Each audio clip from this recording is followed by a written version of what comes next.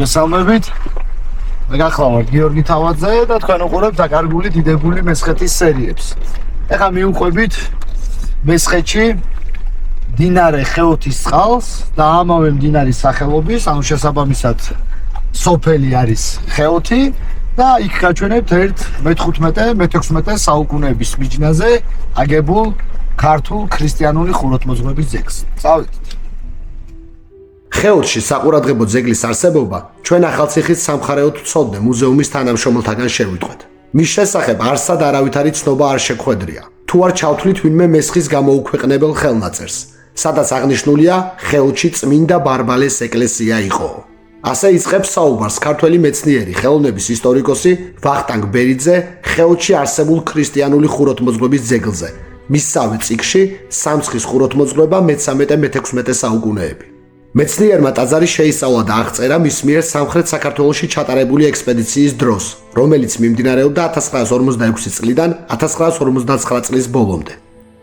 სანამ უშუალოდ ეკლესიაზე მოგიყვებოდეთ, გეტყვით, რომ ქალაქ ახალციხიდან 22 კილომეტრის მოშორებით, ურავლის ხეობაში შესული მიადგები მდინარე ხეოთის წყალს, რომლის მახლობლადაც ერუშეთის ქედის ჩრდილოეთ ფერდზე მდებარეობს სოფელი ხეოთი. გურჯისტანის ვილაიეთის დიდი დავთრის განხილვისას მეცნიერი სერგი ჯიქია უშვებს იმის ალბათობასაც, რომ წინა დასახლების სახელი შესაძლოა ყოფილიყო ხევეთი ან ხევოთი. ამავე დავთრის ავტორთა, ანუ ოსმალთა ბატონობისას, მესხეთის სხვა სოფლების მსგავსად, ხეოთის მაცხოვრებლებსაც შეეხოთ თურქთა მძიმე უღელი, რამაც თავის მხრივ რა თქმა უნდა გამოიწვია მათი გარკვეული რაოდენობის გამაჰმადიანება, რაც მოგვიანებით მე-20 საუკუნის 44-იან წლებში გადასახლებით დასრულდა. საბედნიერო დღეს ხეოთი ინარჩუნებს მოქმედი სოფლის სტატუსს, რომლის მოსახლეობის ძირითად ნაწილს წარმოადგენენ ქართველები მესხებისა და ჩამოსახლებული მთიულების სახით. რაც შეეხება ხეოთის წმინდა ბარბარეს სახელობის ტაძარს, იგი მდებარეობს დღევანდელი სოფლის დასავლეთით. იქ სადაც იწყება ყანები, დგას ორსართულიანი სამრეკლო, მის გარშემო არსებული სამლოცველოს ნანგრევებით გარშემორტყმული. ამ ყველაფრის შემხედვარე ხვდები, რომ ხუროთმოძღვრის მიერ აგებული ეს ქრისტიანული ძეგლი თავდაპირველი სახით წარმოადგენდა დარბაზული ტიპის ტაძარს, მასთან განუყოფლად მდგარი სამრეკლოთი. რა სახითაც ეს უკანასკნელნი დღეს არიან წარმოდგენილნი, დამსახურებაა იმ ხალხისა, რომელთა ვინაობაც ამოკვეთილია სამლოცველო კომპლექსის სამხრეთით შესასვლელთან არსებულ ორ ქვაზე. მათზე მხედრული დამოტვიფრული წარწერები გვამცნობს ხეოთის ქრისტიანულ ძეგლზე ჩატარებულ რესტავრაციაზე, რომელიც განხორციელდა 1996 წელს და მოიხსენიებს მას როგორც მონასტერს.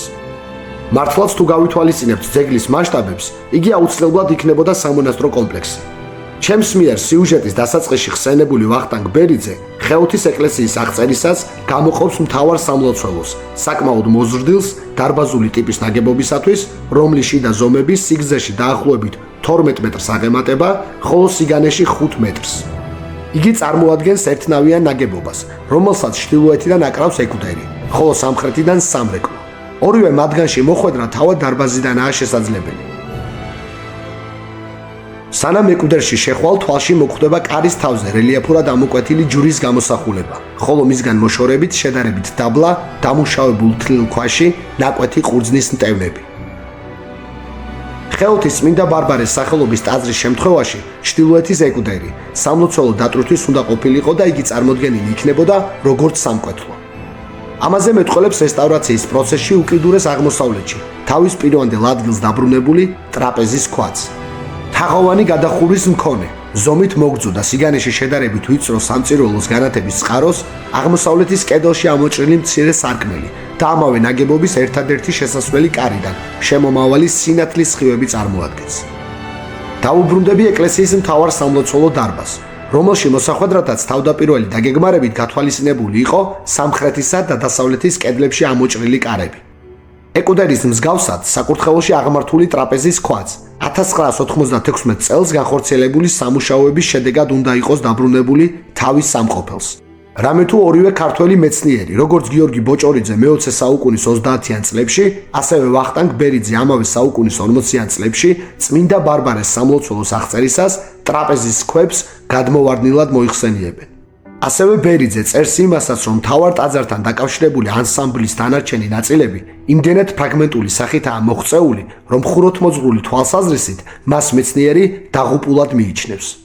მიუხედავად ამ ექსპედიციიდან ნახევარი საუკუნის შემდეგ განხორციელებული როგორც გამწმენდითი, ასევე აღმდგენითი სახის სამუშაოებისა, მაინც რთულია სრული სიზუსტით იმ მინაშენთა ფუნქციათა განმარტება, რომელიც წმინდა ბარბარეს სახელობის ტაძარს სამხრეთის, დასავლეთისა და ნაწილობრივ ჩრდილოეთის მხრიდან მიუყვება.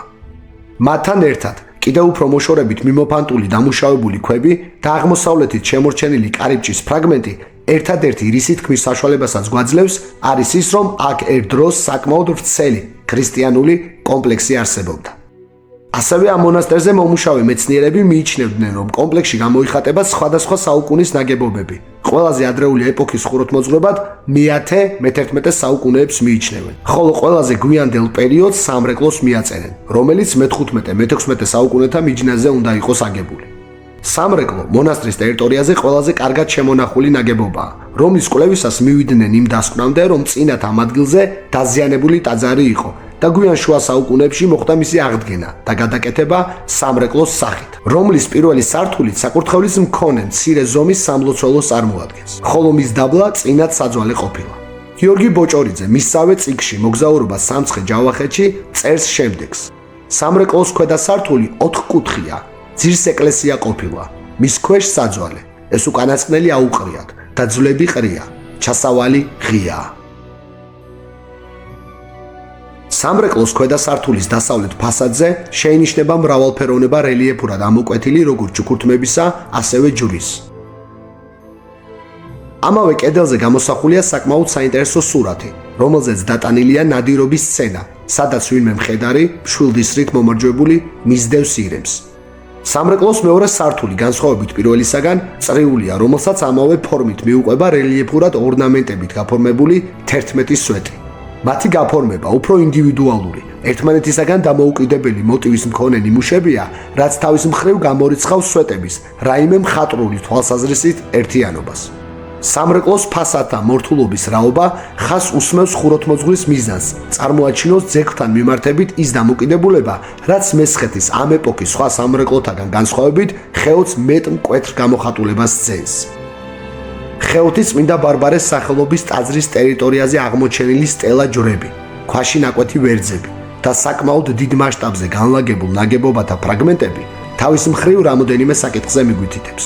პირველი, ამ ქრისტიანულ ნაგებობათა გარშემო ტრადიციულად არსებობდა ფეოდალური პერიოდის საძვალე. მეორე, მსგავსი ფართობის დაკავება თავის მხრივ მოისაზრებს სამონასტრო კომპლექსის არსებობას. და მესამე, ასეთი მნიშვნელობის ადგილის გავერანება და მისი უმეტესი ნაწილის იმ დონემდე დაზიანება, რომელიც ძეგლის შესახებ ისტორიის მხოლოდ სანახევროდ ამოკითხვის საშუალებას იძლევა, პირდაპირ ხას უსმევს ოსმალთა მესხეთში განხორციელებულ იმ სასტიკ ქმედებებზე, რომელიც ქრისტიანების დევნის უპირობო გარანტად მათივე წინაპრების მიერ აგებულ ტაძართა დაცარიელებასა და გავერანებას მიიჩნევდა. მიუხედავად სამსაუკუნოვანი მსგავსი დევნისა და ნგრევის პროცესებისა, თურქებმა ვერ შეძლეს საკუთარი საწადელის ბოლომდე ასრულება. მაგრამ დღევანდელ სიუჟეტში ნაჩვენები წმინდა ბარბარეს სახელობის ტაძრის მაგალითზე შეიძლება ასეთი პარალელის გავლება.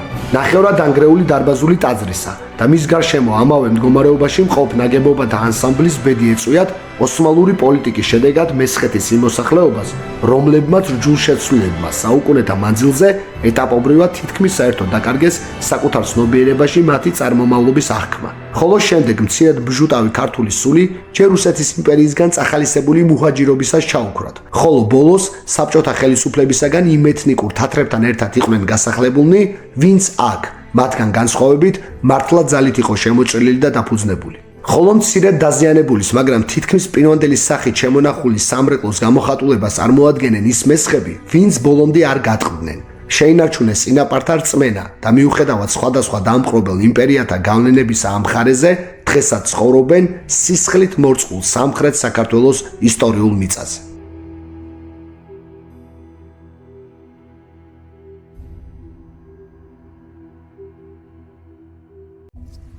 Ევანდელი სიუჟეტიც დასასრულს მივახლოვდა. დაგემშვიდობებით, რა თქმა უნდა, მომდევნო სერიამდე, მანამდე კი ვისაც მოგწონთ და ჯერ კიდევ არ გაქვთ არხი გამოწერილი, გამოიწერეთ დიდებული მესხეთის არხი და ერთად უყუროთ სერიებს დაკარგულ დიდებულ მესხეთს. დროებით.